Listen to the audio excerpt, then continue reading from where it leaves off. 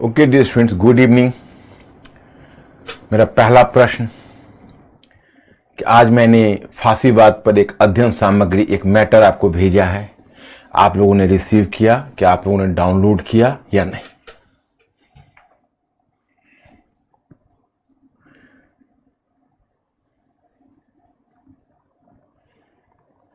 yes. ये आपका इस सीरीज का लास्ट होगा, क्योंकि हम लोग अभी कौन सा पार्ट कर रहे हैं पता है आपको? पार्ट 4। और पार्ट 4 में ये सबसे लास्ट उपखंड होगा जब हम लोग फासीवाद कवर करेंगे, फासीवाद और नाजीवाद। और फिर मुसोलिनी और हिटलर की विदेश नीति कवर करते हुए हम लोग सेकेंड वर्ल्ड वॉर के बैकग्राउंड पर चले जाएंगे and then outbreak of the second world war वाले टॉपिक को हम कवर करेंगे। इसके बाद फिर तब आप लोग इसके बाद पार्ट 5 पर आ जाएंगे और पार्ट 5 ही आपके सिलेबस का लास्ट पार्ट होगा। तो पहले तो मुझे विश्व आर्थिक मंदी में ही कई पहलू बचे हुए हैं। एक दो बात मैं कहना चाहता हूं। कुछ तो मैंने मॉडल क्वेश्चंस दिए जो मैं आपको दिखा देता हूं, जो आपको पढ़ लेना है। और इसके अलावा 2-3 जगहों पर एक ही बात दी हुई है। जैसे मैंने अंतर अनुशासनात्मक दिया है, उसमें भी एक है कि वो चीजें रिपीट है, उससे पहले भी है। तो कुछ समाजवाद वाला पहलू है। तो मैं इन सब को एक बार आपको क्लियर कर देता हूं ताकि आपको कोई प्रॉब्लम ना हो। जैसे देखो, ये सब 1929 की विश्व आर्थिक मंदी के कारण, ये तो मैंने कल आपको कवर कर दिया था, याद करिए। इस संकट का सामना करने के लिए उठाए गए कदम, यह भी हम लोगों ने कवर कर लिया था। और इसके बाद हमने आर्थिक महामंदी से निपटने के लिए किन नीतिगत साधनों का उपयोग किया गया 2013 में आपसे पूछा है। तो बस वही जो हमने पीछे किया है, इसी को थोड़ा सा बड़ा करके मैंने यहां पर डाल दिया है। तो ये कारण इसको तो आपको पढ़ लेना है। जैसे बेगर दाई नेबर पॉलिसी, मैंने जॉनसन वाला स्टेटमेंट बताया था कि अपने पड़ोसी को भीखमंगा बनाओ की नीति। तो ये जो फ्रेज है, फ्रेज से घबराना मत, इसकी चर्चा कल मैंने कर दी थी। और कहीं भी दिक्कत है तो मैं यहां पर हूं। और ये मैंने पूंजीवाद का संकट का एक डायग्राम बना दिया, क्योंकि ये जगह जगह मैंने डायग्राम इसलिए बना देता हूं कि आपका एक माइंड मैप बन जाए। जैसे देखिए, पूंजीवाद का संकट, तो पूंजीवाद के स्वरूप में परिवर्तन हुआ। पूंजीवाद के स्वरूप में क्यों परिवर्तन हुआ? तो केनेसियन अर्थशास्त्र के द्वारा राज्य हस्तक्षेप पर आधारित पूंजीवाद का विकास। इतनी तो आप लोगों को समझ में आ ही गई होगी, क्योंकि आप लोग ब्रिलियंट हो और पीछे से हम आपको समझाते आए हैं और आप लोग थोड़ा सा थिंकिंग क्रिएचर बन चुके हो, तो समझ चुके हो कि जब भी पूंजीवाद की बात होगी तो सबसे पहले क्लासिकल अर्थशास्त्र आएगा। जैसे मैंने बताया कि एक पूंजीवाद तो वाणिज्यवाद पर आधारित था। जो वाणिज्यवाद क्या था, मैंने आपको बताया कि एक आर्थिक दर्शन भी था जो मानकर चलता था कि अगर दो देशों में व्यापार हो रहा है तो एक देश का व्यापार संतुलन किसी एक ही के पक्ष में हो सकता है। दोनों एक साथ लाभ में नहीं होगा। कोई एक को लाभ होगा तो दूसरे को घाटा होगा। इसलिए प्रत्येक राष्ट्र को चाहिए कि वो कुछ कृत्रिम पद्धति को अपनाकर व्यापार संतुलन अपने पक्ष में करने का प्रयास करे। और उसका बेहतर तरीका है वो निर्यात को बढ़ाए और आयात को कम करे। लेकिन मैंने आपको बताया था कि बहुत ही खतरनाक दर्शन था, क्योंकि अगर सारे राष्ट्र यही चाहेंगे हम निर्यात करें और आयात में कटौती करें तो दुनिया की अर्थव्यवस्था तो ठप हो जाएगी, तो उससे समस्या आएगी। तो इसको अपोज किया था एडम स्मिथ ने, जिसने मुक्त अर्थव्यवस्था या लेसेज फेयर की अवधारणा दी थी, मैंने आपको बताया था। तो उसी को फादर ऑफ क्लासिकल अर्थशास्त्र के नाम से हम जानते हैं, जिसने कहा था कि बाजार अपने नियमों से संचालित होता है। बाजार के स्वतः चालित नियम होते हैं, जैसे प्रकृति के नियम हैं, और वह नियम है मांग और पूर्ति के नियम। आपको याद होगा। तो मैंने कहा कि higher the demand higher the price, lower the demand lower the price. उसने कहा कि बाजार को आप इन्हीं मांग और पूर्ति के नियमों के अनुसार चलने दीजिए। बाजार में जिस तरह की मांग होगी, बाजार बहुत रैशनल है, बहुत तर्कसंगत है, उसके मामले में हस्तक्षेप नहीं करिए। बाजार बिल्कुल काम करता रहेगा, कोई भी समस्या नहीं आएगी। तो ये परसेप्शन एडम स्मिथ का था, मैंने आपको बताया। और एडम स्मिथ को फिर डेविड रिकार्डो ने, हैवर्लर ने, बाकी विद्वानों ने एडम स्मिथ के विचार को आगे बढ़ाया। और उसी में मैंने जीवे से का नाम लिया, जो आपने मैटर में पढ़ा होगा, जिसको सेज थियरी या सेज सिद्धांत बोलते हैं। जिसने कहा कि बाजार में एक तरह का इक्विलिब्रियम होता है और कुल व्यय कुल आय कुल व्यय के बराबर होता है। मैंने कुल व्यय कुल आय के बराबर होता है, मतलब आप उसी में मैंने बताया था कि जैसे अब बाजार में प्रोडक्शन हुआ और 50,000 रुपया, अगर 1 लाख का प्रोडक्शन हुआ तो 50,000 रुपया उसमें लेबर को वेजेज के रूप में मिला और 50,000 रुपया पूंजीपति को मुनाफा के रूप में मिला, तो वो पैसा बाजार में लौट जाएगा, वो सेज बोलता था। तो जब बाजार में लौट जाएगा तो जब आप प्रोडक्शन करोगे तो स्वयं मांग क्रिएट होगा, क्योंकि मजदूरों को मजदूरी मिलेगी और पूंजीपतियों को निवेश का लाभ मिलेगा और फिर वह बाजार में लौटेगा, फिर प्रोडक्शन होगा, फिर रोजगार संवर्धन होगा। तो इससे क्या होगा कि जो जो बाजार से जो रकम जाएगी वो बाजार में लौट कर आएगी और वही फिर रोजगार का सृजन करेगी। देखो, थोड़ा यह हार्डकोर इकोनॉमिक थियरी जरूर है, लेकिन मुझे ऐसा लगा कि भाई जब आप विश्व आर्थिक मंदी पढ़ते हो तो आप, मेरे से कई लोग डरते हैं मैं ये नहीं जानूंगा। अरे आप क्यों नहीं जानोगे? आपसे ज्यादा कौन जाने। मैं तो चाहूंगा कि जो मेरे स्टूडेंट्स हो उनको सारे इन बातों की समझ हो, क्योंकि आप, ये बहुत सरल है, केवल आपको थोड़ा दिमाग लगाने की आवश्यकता है, जो कल मैंने आपको बताया। तो अब इसको केन्स ने इसको अस्वीकार कर दिया। कारण क्या था कि हुआ ऐसा नहीं जैसा सोचा था। जैसे इन्होंने सोचा था कि जो प्रोडक्शन है वो अपनी मांग को क्रिएट कर लेगा, क्योंकि जब प्रोडक्शन हम करेंगे तो मजदूरों को रोजगार मिलेगा और मजदूरों को जो मजदूरी जाएगी वो मांग के रूप में वापस आएगी और जो पूंजीपति को मुनाफा जाएगा वो निवेश के रूप में दोबारा आएगा। लेकिन ऐसा नहीं हुआ। और हुआ क्या, पूरा मार्केट वस्तुओं से भरा था, खरीदार कोई नहीं था, मंदी आ गई और 25% के करीब बेरोजगारी हो गई, लोग बेरोजगार हो गए।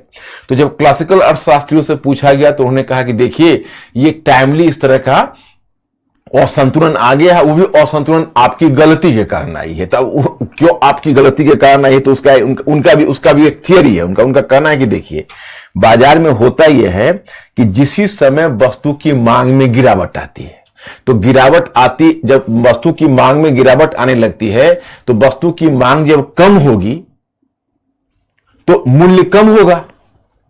तो मूल्य कम होगा तो जाहिर है कि आप मजदूरों की मजदूरी में कटौती कर दीजिए। तो मजदूरों की मजदूरी में कटौती कर देंगे तो उत्पादन का जो कॉस्ट है वो कम हो जाएगा और उत्पादन का कॉस्ट कम हो जाएगा तो धीरे धीरे फिर मांग बढ़ जाएगी। और अगर आप मजदूरों के मजदूरी में कटौती कर देंगे तो नए मजदूर को बहाल भी तो कर सकते हैं, लेकिन नहीं। अब यह चीज 1920 या 1930 के दशक में संभव नहीं था, क्योंकि साम्यवाद आ चुका था सोवियत रूस में, दुनिया के मजदूरों एक हो, मजदूरों में चेतना आ गई थी, मजदूरों में धीरे धीरे चेतना आ गई थी, वो आंदोलन के लिए तैयार हो जाते थे। उनकी मजदूरी कम करेंगे तो सड़क पर झंडे लेकर खड़े हो जाएंगे। और चूंकि अब मजदूरों को मताधिकार मिल गया है, वोटिंग राइट मिल गया है, तो मजदूरों में अब इतनी ताकत आ गई है कि सरकार को गिरा भी सकती है। तो अब कौन बिल्ली के गले में घंटी कौन बांधे, मजदूरों की मजदूरी कम कौन करे, समस्या वही उपस्थित हो रही थी। और इस वजह से क्या हुआ कि एक तरफ मांग में कमी आई, मूल्य कम हुआ वस्तुओं का, लेकिन मजदूरों की मजदूरी में कटौती नहीं हुई। इस कारण से वस्तुओं का मूल्य चाहकर भी, जैसे मांग जब कम हुई तो मजदूरों के वेतन में कटौती होती, तो फिर मूल्य भी वस्तुओं का कम हो जाता, लेकिन वो ऐसा नहीं हो सका क्योंकि मजदूरों के आप वेतन नहीं काट सकते हो। इस कारण से असंतुलन आ गया। उनका कहना था क्लासिकल अर्थशास्त्रियों का कि महानुभाव आप ही इसके लिए दोषी हैं, मजदूरों की मजदूरी में कटौती होती तो ऐसा नहीं होता। केन्स ने इस पूरी थियरी को अस्वीकार कर दिया, कहा कि सबसे पहली गलती तो आपकी यह है कि आप ऐसा मानकर चलते हो कि अगर मान लीजिए 1 लाख रुपया अगर बाजार में आता है और बाजार में प्रोडक्शन होता है तो 50,000 अगर पूंजीपति को निवेश के लिए जाता है, तो 50,000 पूंजीपति को मुनाफा के रूप में जाता है और 50,000 मजदूरों को मजदूरी के रूप में जाता है। तो आपकी पहली थियरी तो यही गलत है कि आप मान के चलते हो कि मजदूरों को जो 50,000 वेजेज के रूप में, मतलब कि मजदूरी के रूप में गया, वो बाजार में मांग के रूप में लौटेगा। नहीं, जो रकम वो बचा कर रख लेंगे वो मांग के रूप में नहीं लौटेगा। तो अगर 50,000 है तो हो सकता है 10,000 वो बचा के रख ले, 40,000 ही मांग के रूप में बाजार में लौटे। तो जितना का मतलब जो पैसा बाजार से गया वो तो पूरी तरह लौटा नहीं। और जब जिस समय वो 40,000 लौटा तो मांग कम होगी, तो मांग कम होगी तो मार्केट का जो ट्रेंड है वो बताएगा कि भाई उतनी मांग नहीं है। तो पूंजीपति बड़े चालाक होते हैं, वो अपना कैपिटल लेकर तब आते हैं जब मार्केट उनको अनुकूल लगता है। जब उनको मार्केट अनुकूल नहीं लगेगा तो वो अपना रकम लेकर नहीं आएंगे, और जब नहीं आएंगे तो उसका परिणाम यह होगा कि वो रुपये के बिछावन पर भले ही सोए रहे, वो निवेश नहीं करेंगे। तो अब अर्थव्यवस्था में एनिमल स्पिरिट लाने के लिए सरकार को स्वयं आगे आना होगा, मांग प्रबंधन करना होगा। उसके पास दो हथियार है, एक है टैक्सेशन और दूसरा है, एक टैक्सेशन है और दूसरा हथियार उसके पास है गवर्नमेंट एक्सपेंडिचर। तो जब वो देखेगा कि बाजार में मांग कम हो रही है तो सरकारी खर्च को बढ़ाएगा। सरकारी खर्च को बढ़ाएगा मतलब रोड बनाएगा, ब्रिज बनाएगा और कंस्ट्रक्शन का काम करवाएगा, तो मजदूरों को रोजगार मिलेगा। रोजगार मिलेगा तो उनको जब तनख्वाह मिलेगा तो मांग बढ़ेगी। और दूसरा, वो कर की राशि कम करेगा। तो मिडिल क्लास जो कर देता है, जब कर की राशि उस पर कम, जब कर का दबाव कम होगा तो उसके पास बचत ज्यादा होगी, तो रकम लेकर बाजार में खर्च करने आएंगे, तो इस तरह से बाजार उठेगी। तो उसकी ये थियरी थी। तो उसका ये कहना था कि इस तरह से सरकार को मांग प्रबंधन करने के लिए सामने आना चाहिए। और जब वह देखे कि मंदी की मार चल रही है तो उसको, तो ऐसी स्थिति में सरकार को चाहिए सरकारी खर्च बढ़ा दे और दूसरी तरफ वह कर की राशि में कटौती कर दे, तो उससे मांग बढ़ेगी। मांग बढ़ेगी तो मूल्य बढ़ेगा, मूल्य बढ़ेगा तो उत्पादन बढ़ेगा, उत्पादन बढ़ेगा तो रोजगार बढ़ेगा, रोजगार बढ़ेगा तो फिर मांग बढ़ेगी, फिर और भी उत्पादन बढ़ेगा, अब फिर और भी उत्पादन बढ़ेगा, फिर और भी रोजगार बढ़ेगा। यह साइकिल तब तक चलता रहेगा जब तक संपूर्ण रोजगार नहीं हो जाएगा। और जब उतना अधिक रोजगार हो जाएगा तो वैसी स्थिति में फिर अर्थव्यवस्था में हीटिंग शुरू होगी, माने अस्फीतिकारी प्रभाव होगा, मांग बहुत ज्यादा हो जाएगी, तो मुद्रास्फीति का खतरा होगा। तो सरकार को तुरंत एक दूसरा कदम उठाना है और उसे मांग में उसे सरकारी खर्च में कटौती कर देनी है। सरकारी खर्च में उसे कटौती कर देनी है और कर की राशि को बढ़ा देना है, तो संतुलन बाजार में आ जाएगा। तो वो जो दूसरी बात कर रहा है, तो इस तरह से उसका मांग प्रबंधन की पॉलिसी है। तो कल तक मैंने इतना समझा दिया था और मुझे लगता है कि आप लोग इस बात को समझ गए होंगे। क्या अंकुर, सब ओके है? एनिमल स्पिरिट एक इकोनॉमिक्स का टर्म है जो केन्स ने दिया था। तुम लोग इस टर्म का, एनिमल स्पिरिट का कोई निश्चित भी नहीं, मैंने कहा कि अर्थव्यवस्था में मतलब एक जोश आएगा, वो जोश को एनिमल स्पिरिट कहता है कि वो पूंजीपति पैसा लेके डरे डरे से बैठे रहेंगे लेकिन पैसे लेके आएंगे नहीं। जब सरकार जब खर्च के लिए आगे आएगी, अभी देखो ना तुम बजट में तुम देखोगे केन्स की, जैसे इस बार तुम अगर न्यूज़पेपर वगैरह, जैसे अभी इकोनॉमी तो पढ़ोगे तो उसमें देखोगे, जैसे न्यूज़पेपर वगैरह जब पढ़ोगे तो उसमें तुम ये चीज देखोगे कि सरकार की मुख्य चिंता यही थी। जैसे पैंडेमिक आया तो पैंडेमिक ने एनिमल स्पिरिट को बाजार में एक तरह से डाउन कर दिया, तो कैपिटलिस्ट कैपिटल लेके इन्वेस्टमेंट के लिए निकल ही नहीं रहे थे। तो सरकार ने, तुम देखते हो इस बार भी कैपेक्स एक्सपेंडिचर, अगर बजट समझते होगे तो कैपेक्स जो कैपिटल एक्सपेंडिचर सरकार ने 10 लाख करोड़ का बजट लेकर आया कि हम अगर खर्च करेंगे तो उसे डिमांड बढ़ेगा और फिर जब मार्केट उठने लगेगा तो फिर पूंजीपति भी अपना निवेश लेकर आएंगे। तो उसी को एनिमल स्पिरिट कहा जाता है। जो प्राइवेट कैपिटलिस्ट है वो तभी निवेश लेकर आते हैं। ओके है मिस्टर अंकुर? अब कल मैंने एक क्वेश्चन दिया था, ऊपर ही है। 1917 की रूसी क्रांति ने विश्व राजनीति एवं अंतर्राष्ट्रीय संबंधों पर गहरा प्रभाव छोड़ा, परीक्षण कीजिए। 1917 की रूसी क्रांति ने विश्व राजनीति एवं अंतर्राष्ट्रीय संबंधों पर गहरा प्रभाव छोड़ा, परीक्षण कीजिए। तो इसको इन्होंने लिखा था, ये थोड़ा मैंने एब्स्ट्रैक्ट क्वेश्चन दिया था कल की ही तरह, थोड़ी आप लोगों को दिक्कतें हुई होगी। क्या मैं सही हूं? ट्राई किए थे, कुछ हुआ था, कुछ सफलता मिली थी, कुछ भी?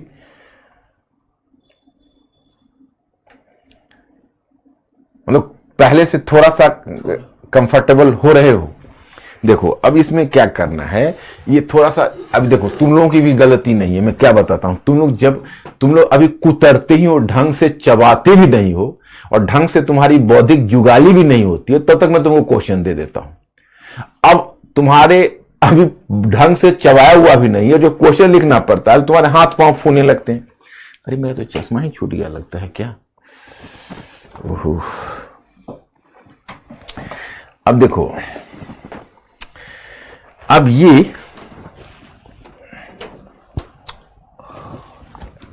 अब अब जैसे मान लीजिए क्वेश्चन, तो इसको कहोगे भाई कैसे हम शुरू करें। तो 1917 की रूसी क्रांति ने विश्व राजनीति एवं अंतर्राष्ट्रीय संबंधों पर गहरा प्रभाव छोड़ा। परीक्षण कीजिए।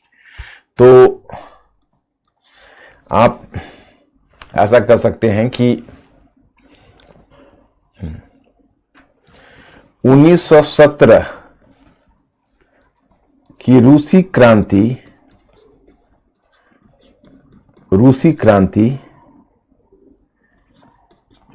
विश्व इतिहास में एक महत्वपूर्ण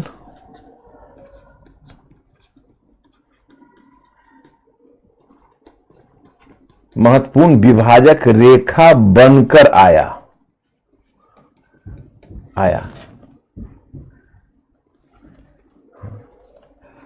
इसने विश्व को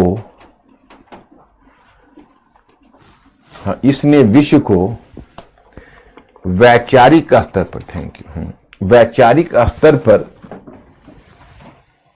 इसने विश्व को वैचारिक स्तर पर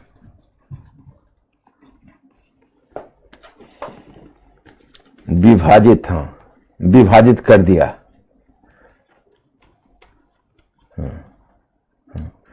यथा पूंजीवाद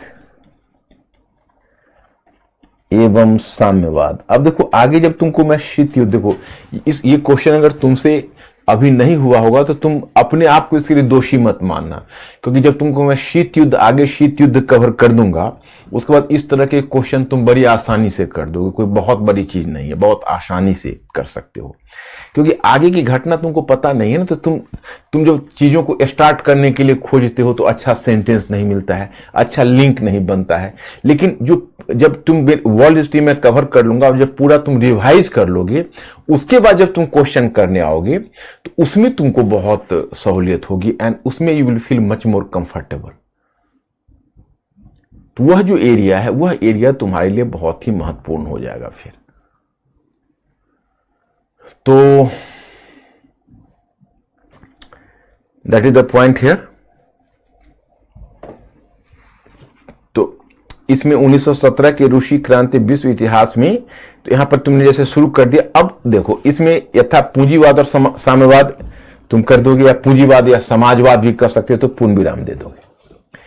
अब इसमें तुम यह दिखाओगे कि पैराग्राफ चेंज करके कि रूसी क्रांति का दृष्टिकोण आरंभ से ही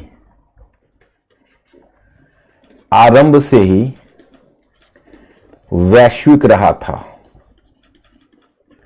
दृष्टिकोण आरंभ से ही वैश्विक रहा था। वैश्विक क्यों?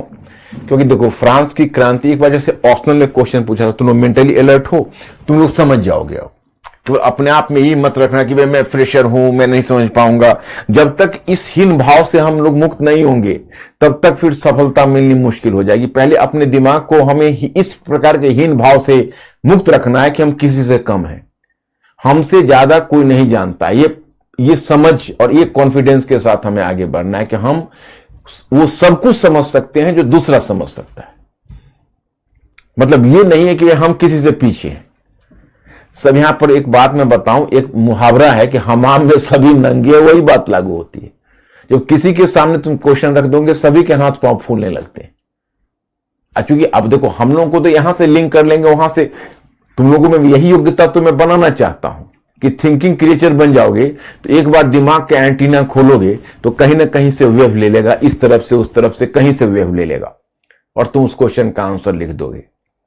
तो ये तभी संभव होगा कि when you are going to be a thinking creature. तो यही मेरी पूरी कोशिश है कि आप वो बन जाइए। तो रूसी क्रांति का दृष्टिकोण आरंभ से ही वैश्विक रहा था। और फिर यहां पर आप कहां से दृष्टांत लेंगे? तो वैश्विक, एक बार क्वेश्चन पूछा था ऑप्शनल में कि फ्रांस की क्रांति कम से कम अपने आरंभिक अवस्था में राष्ट्रीय मुद्दों तक ही सीमित था, लेकिन रूसी क्रांति का दृष्टिकोण आरंभ से ही वैश्विक था। तो आरंभ से क्यों वैश्विक था? क्योंकि रूस तो प्रयोगशाला था, विश्व क्रांति का आदर्श है। रूस से शुरू होकर, याद करो लेनिन का क्या प्लान था कि रूस से शुरू करूंगा और पूरी दुनिया में हम सर्वहारा का शासन स्थापित करेंगे। तो इसको आरंभ से ही दृष्टिकोण वैश्विक था। तो तुम अगर पहले से ही योजना बनाते हो, अगर मान लीजिए कि आप योजना बनाते हो कि आज मैंने यहां किया है, कल मैं उस पड़ोस में करूंगा और परसों वहां पर मारूंगा, तरसों वहां पर हमला करूंगा, तो आपके सारे पड़ोसी तो डर जाएंगे और आपके सारे पड़ोसी डर के आपके विरुद्ध मोर्चाबंदी शुरू कर देंगे। तो वही शुरू हो गया रशिया के अगेंस्ट में। ये कहता था कम्युनिस्ट इंटरनेशनल जब बनाया तो पूंजीपति जो जितने भी पश्चिम के पूंजीवादी देश हैं वो डर गए और वो भी आपस में एक गुटबंदी करने लगे। नाटो तक बन गया कि नहीं नहीं हम साम्यवाद को आगे नहीं बढ़ने देंगे, शीत युद्ध छिड़ गया। तो ये तो पूरी दुनिया का नक्शा बदल दिया ना। तो रूसी क्रांति का दृष्टिकोण आरंभ से ही वैश्विक रहा था। इसका लक्ष्य रूस से आरंभ करके संपूर्ण विश्व में सर्वहारा यानी मजदूर को बोलते हैं, पता ही होगा आपको, सर्वहारा का शासन स्थापित करना था।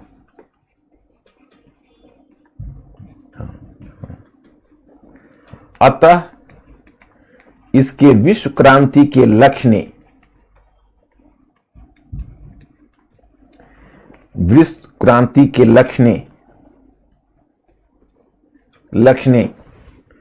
पश्चिमी, चाहे पश्चिम के पूंजीवादी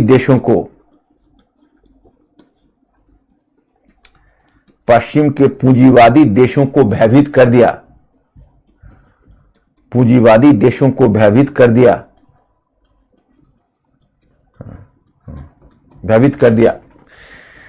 हाँ लिखिए। हाँ, वे आपस में सोवियत रूस के विरुद्ध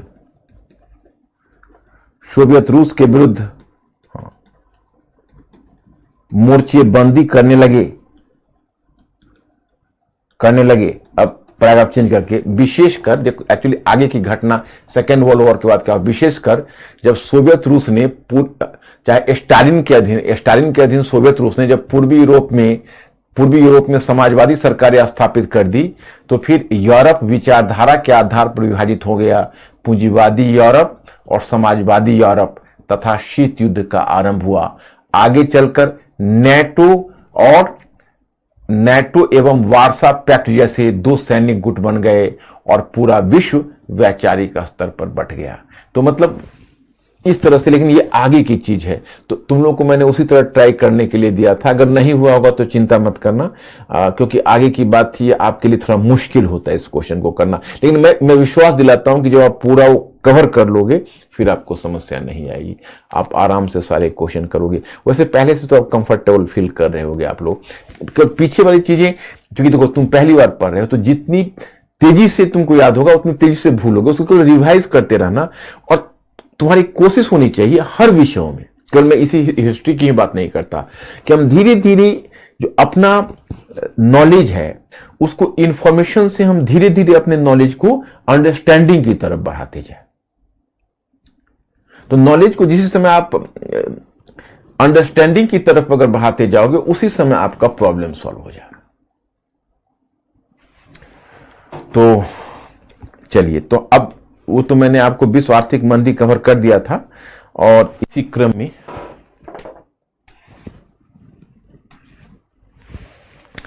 मैं बता रहा था कि अब ये तो मैंने कल आपको ये आप देखोगे तो पूंजीवाद का संग्रह फादर समाजवाद को विशेष इसलिए कि सोवियत रूस की अर्थव्यवस्था मंदी के चक्र से बची रही थी, इसलिए संपूर्ण विश्व में समाजवाद की प्रगति हुई और समाजवाद की बढ़ती लोकप्रियता से पूंजीपति जमींदार चिंतित और बदले में उनके द्वारा राष्ट्रवादी विचारधारा फासीवाद को प्रोत्साहन, ये भी चर्चा मैं करूंगा। देखो अब विश्व आर्थिक मंदी का प्रभाव, तो मंदी के प्रभाव में तुमने देखा कि हमने 4 प्रभाव यहां पर बताए। वो 4 प्रभाव क्या क्या है? तो पहला तो जैसे विश्व आर्थिक मंदी के प्रभाव में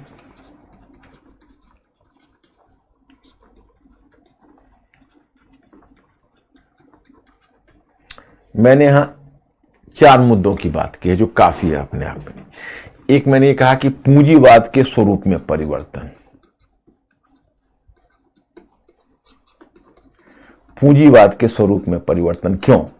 क्योंकि अब पूंजीवाद एडम स्मिथ के मुक्त अर्थव्यवस्था पर आधारित पूंजीवाद नहीं रहा, केनेसियन अर्थशास्त्र पर आधारित पूंजीवाद रहा, जो राज्य के प्रत्यक्ष हस्तक्षेप और मांग प्रबंधन पर आधारित था। आगे मैं एक गुत्थी और भी बताऊंगा कि जब आप देखोगे, जब सोवियत रूस की समाजवादी व्यवस्था पराजित हुई और सोवियत रूस का विघटन हो गया और पूंजीवाद के समानांतर, आप लोगों को दुनिया का यह घटना पता है क्या कि बताया जाता है कि पूंजीवाद के समानांतर समाजवाद या साम्यवाद की हार हो गई। तो हार हुई तो ये बहुत, एक्चुअली इस टेक्निकल पहलू को लोग नहीं समझते हैं। जो हार हुई वह हार एडम स्मिथ का पूंजीवाद नहीं हारा। जो एडम स्मिथ है, एडम स्मिथ के पूंजीवाद से समाजवाद नहीं हारा। कार्ल मार्क्स की तो पूरी थियरी एडम स्मिथ के अगेंस्ट में ही थी, मुक्त अर्थव्यवस्था के अगेंस्ट में। लेकिन जो केनेसियन अर्थशास्त्र है, जॉन मेनार्ड केन्स, उसने, या चाहे रूजवेल्ट की जो न्यू डील पॉलिसी है, उसने समाजवाद से बहुत सारी चीजें चुरा ली थी। एक बात बताइए, मैं एक प्रश्न करता हूं और 1 और 2 दूंगा और आप लोग थोड़ा रिस्पॉन्ड करना। मेरा एक प्रश्न यह है कि अगर कार्ल मार्क्स को, ऐसा होता नहीं, जस्ट इमेजिन करने के लिए कहता हूं कि कार्ल मार्क्स बहुत ही, आप तो जानते हो कि कैपिटलिस्ट से उसको बहुत चिढ़ थी, और उसके हाथ में अगर एक पिस्टल दिया जाता, उसमें सिर्फ एक गोली भर के दी जाती और एक तरफ एडम स्मिथ को खड़ा किया जाता और दूसरी तरफ जॉन मेनार्ड केन्स को, और उसको छूट दी जाती कि ठीक है आप इसमें से किसी एक को गोली मार सकते हो, तो किसको मारता? एडम स्मिथ को मारता या जॉन मेनार्ड केन्स को? एडम स्मिथ 0.1 और जॉन मेनार्ड केन्स 0.2। आप लोग 1 और 2 में टाइप करिए, 1 या 2 या 2 या 1, किस पर वो गोली चलाता?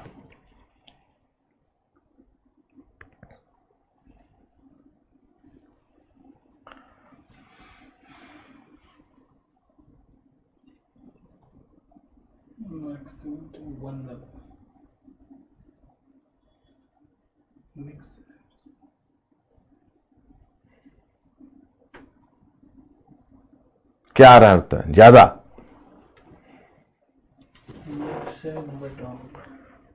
मेजोरिटी कौन है, 1 या 2?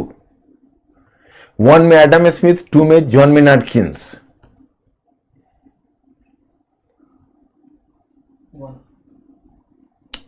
देखो बच्चे, तुम लोग गच्चे खा गए।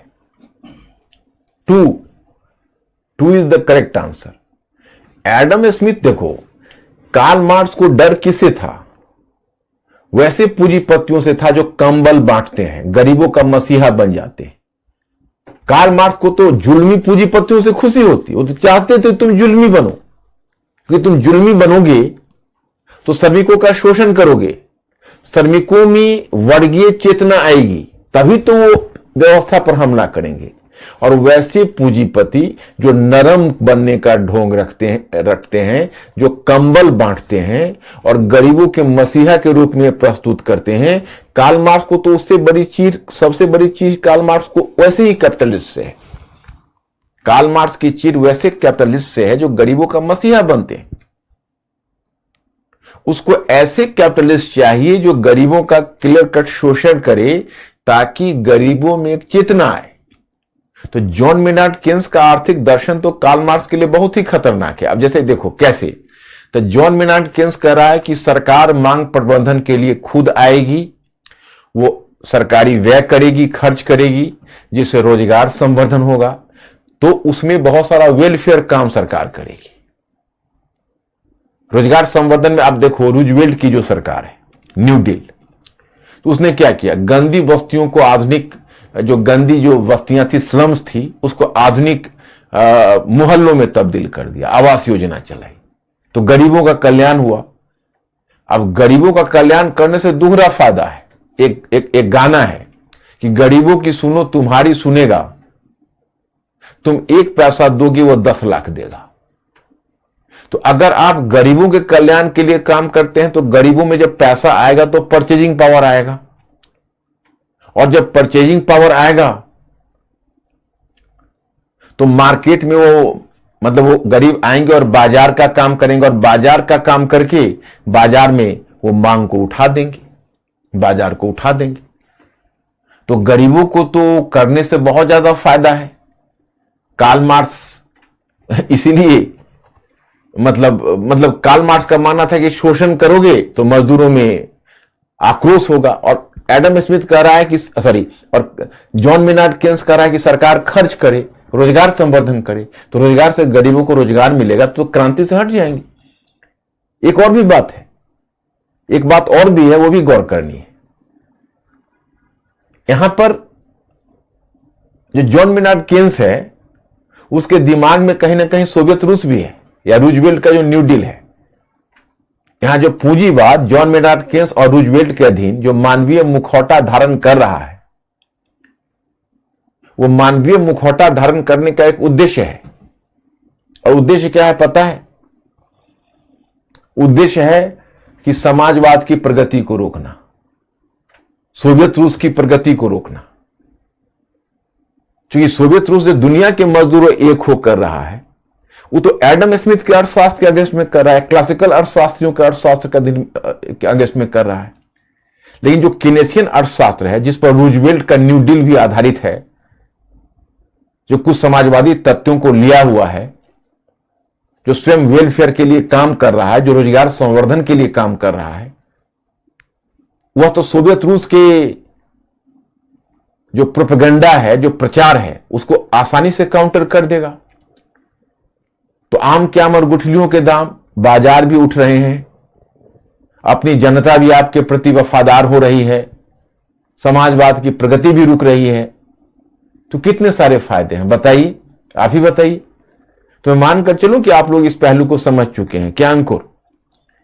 अब आप लोग ओके करिए कि आप लोग हमारे पहलू को समझ गए या कोई डाउट है, क्योंकि आपने एक चुनकर हमें कुछ भयभीत कर दिया। हम आपसे उम्मीद लगाए हुए थे कि आप लोग 2 का सिलेक्शन करेंगे, पॉइंट 2 यानी जॉन मेनार्ड केन्स का, और आप लोगों ने एडम स्मिथ का सिलेक्शन कर लिया था।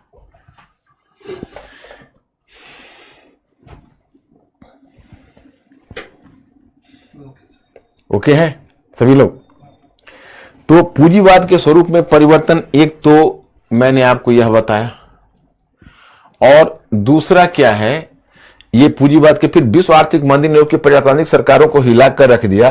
तो आंतरिक मंदी का सामना करने में यूरोपीय सरकारों की शक्ति और हस्तक्षेप बढ़ गया। अब देखो, यूरोपीय सरकारों का जो शक्ति और हस्तक्षेप है वो मंदी का सामना करने में बढ़ेगा। तो दूसरा तो सरकार की शक्ति में वृद्धि। जब भी कोई इस तरह का आर्थिक संकट आएगा तो सरकार की शक्ति में वृद्धि, इस तरह का आर्थिक संकट आएगा तो सरकार की शक्ति में वृद्धि तो होगी ही। और तीसरा, एक तरफ आर्थिक मंदी ने पूंजीवादी मॉडल की कमजोरी को उद्घाटित कर दिया, वहीं दूसरी तरफ उसने सोवियत रूस के समाजवादी मॉडल की सफलता को भी स्पष्ट कर दिया। इसलिए वैश्विक स्तर पर समाजवादी विचारों, बुद्धिजीवियों और नेताओं का आकर्षण बढ़ गया। तो एक इसका परिणाम है समाजवाद की प्रगति। क्योंकि सोवियत रूस बचा रहा तो इस कारण से समाजवाद की प्रगति। आप लोग अगर मान लो बड़ा बड़ा पैराग्राफ है ना, तो आप लोग अपने रिवाइज करने के क्रम में, याद रखने के क्रम में ऐसे ही छोटा छोटा पॉइंट, जैसे ये हुआ ना, तो इसके साइड में छोटा छोटा पॉइंट बना लो ताकि आपको याद रखने में सुविधा हो। कुछ चीजें खुद से भी करनी पड़ती है। तो समाजवाद की प्रगति, और जो चौथा है, समाजवाद की प्रगति ने पूंजीपति एवं जमींदार को भयभीत कर दिया। फिर समाजवाद की प्रगति को रोकने के लिए आक्रामक विचारधारा के रूप में, हाँ ये विचारधारा आज मैंने मैटर दिया है, उसे पता चलेगा कि समाजवाद की प्रगति को रोकने के लिए फासीवादी विचारधारा का उद्भव, फासीवादी विचारधारा का उद्भव, फासीवादी विचारधारा का उद्भव। तो ये देखो, ये चार इसका फैक्टर है जो इसका प्रभाव हुआ है। ये फांसीवाद क्या है आज के टॉपिक में मैंने दिया है और वो आपकी समझ में आ जाएगा। अब विश्व आर्थिक मंदी यूरोप की अर्थव्यवस्था राजनीति दोनों को परिवर्तित कर दिया, इसका मैंने आंसर करके दिया हुआ है और ये आपको बहुत अच्छे ढंग से समझ में आ जाएगा, क्योंकि मैंने लिख कर दिया उसमें मैं अब क्या बताऊं।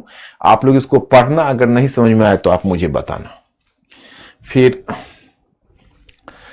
अब ये जो मैंने बताई है वो क्या है कि संकट के विरुद्ध रचनात्मक प्रतिक्रिया, जैसे एक चीज मैं आगे आपको बता दूंगा ये बस, और संकट के विरुद्ध विध्वंसात्मक प्रतिक्रिया। तो जो रचनात्मक प्रतिक्रिया है वो है केनेसियन अर्थशास्त्र का विकास। जैसे जब पूंजीवाद का संकट, विश्व आर्थिक मंदी तो पूंजीवाद का संकट है, आप जानते हो। तो जब संकट हुआ तो उसमें दो तरह की प्रतिक्रिया हुई। एक तरह की प्रतिक्रिया को कहते हैं रचनात्मक प्रतिक्रिया। रचनात्मक प्रतिक्रिया का मतलब है अच्छी, मतलब एक तरह से, अब जैसे मान लो अब हमारे और आपके जीवन में चुनौती आती है, तो चुनौती में एक तरह की हमारी प्रतिक्रिया होती है रचनात्मक, जो बस चुनौती को हम कैसे मतलब एक अच्छे तरीके से हल करें, और दूसरा होता है विध्वंसात्मक, कि तोड़ दें फोड़ दें। तो जो रचनात्मक प्रतिक्रिया है वह प्रतिक्रिया है केनेसियन अर्थशास्त्र का उद्भव, जो चाहता है कि पूंजीवाद को थोड़ा हम मानवीय मुखौटा दे दे, पूंजीवाद को थोड़ा सुधार दें। और दूसरा रूजवेल्ट की न्यू डील पॉलिसी, वह भी लगभग उसी थियरी पर है। हालांकि वो केन्स को टोटली फॉलो नहीं करता है, लेकिन जो केन्स ने मॉडल बताया है उसी मॉडल पर रूजवेल्ट ने संयुक्त राज्य अमेरिका में काम किया है, जिसको आप न्यू डील पॉलिसी के नाम से जानते हो। और उसकी जो विध्वंसात्मक प्रतिक्रिया है, जो मैटर मैंने आज दिया है, वो है फांसीवाद। ये फांसीवाद क्या है ये अभी आप मत पूछना, फांसीवाद मैं आगे बताने वाला हूं आपको, आज का मैटर जो मैंने दिया हुआ है। अब पूंजीवाद के दूसरे बड़े संकट के विरुद्ध प्रतिक्रिया, तो अब ये रचनात्मक प्रतिक्रिया में फिर वही चीज है जो मैंने आपको समझाया है, इसको आप पढ़ लेना। ये जीवी से का है, केनेसियन अर्थशास्त्र का है, जो मैंने बताया कि बेरोजगारी होती है और कैसे होती है, कैसे बढ़ती है, ये सब चीज मैं आपको बता चुका हूं। अमेरिकी राष्ट्रपति का रूजवेल्ट का न्यू डील, ये भी मैं आपको बता चुका हूं, ये भी हो गया। अब देखो ये जो मैंने डायग्राम दिया है, ये मैं कुछ विशेष समझाने के लिए आपको दिया है।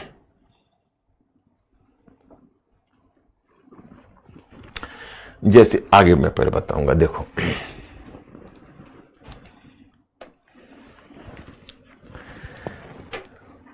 इसको आप फिर दोबारा मैं समझा देता हूं, आप लोग केवल ओके करना। यह है पूंजीवादी मॉडल।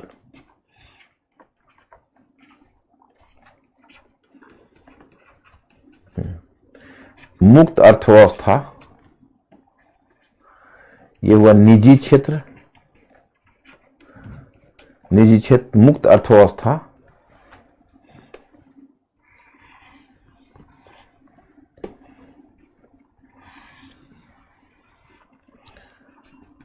मुक्त अर्थव्यवस्था,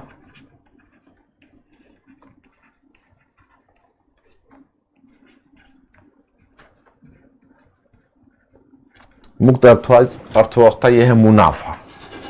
एक है मुक्त अर्थव्यवस्था, दूसरा है मुनाफा। और इसका एक अच्छा पक्ष है सबल पक्ष। सबल पक्ष क्या है? तो उत्पादन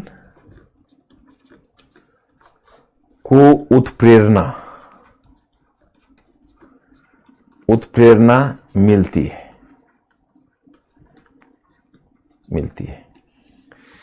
इसका बुरा पक्ष क्या है? बाजार सिकुड़ जाता है, यानी बाजार छोटा हो जाता है। अब मैं इसको समझा देता हूं। ये आप देखिए समाजवादी मॉडल।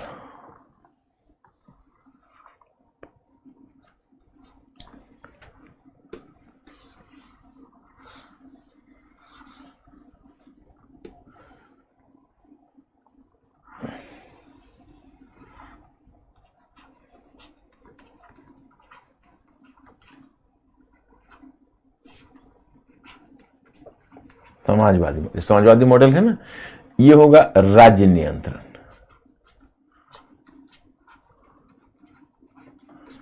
समाजवादी मॉडल क्या है? राज्य नियंत्रण। और इसमें है सरकार, राज्य नियंत्रण में अर्थव्यवस्था का नौकरशाही के माध्यम से संचालन, नौकरशाही के माध्यम से संचालन। अब इसका फायदा क्या होता है? इसका फायदा होता है कि अर्थव्यवस्था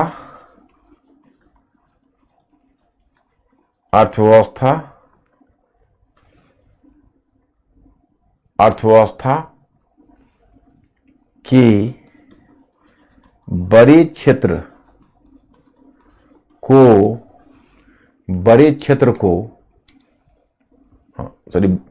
क्षेत्र को विकास का लाभ मिलता है,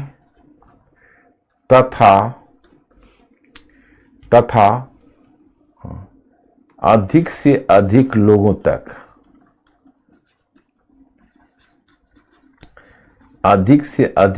तक, अच्छा, इसका एक नकारात्मक बाजार से कुटता है और आर्थिक विषमता बढ़ती है। मैं अभी समझाता हूं। आर्थिक विषमता बढ़ती है तो विकास का लाभ मिलता है और अधिक से अधिक लोगों तक लाभ पहुंचता है, अधिक से अधिक लोगों तक लाभ पहुंचता है। ओके, ये एक फायदा हुआ। मैं इसको ऊपर करता हूं। इसका नुकसान क्या है देखिए। लाभ का उत्प्रेरणा, चाहे मुनाफा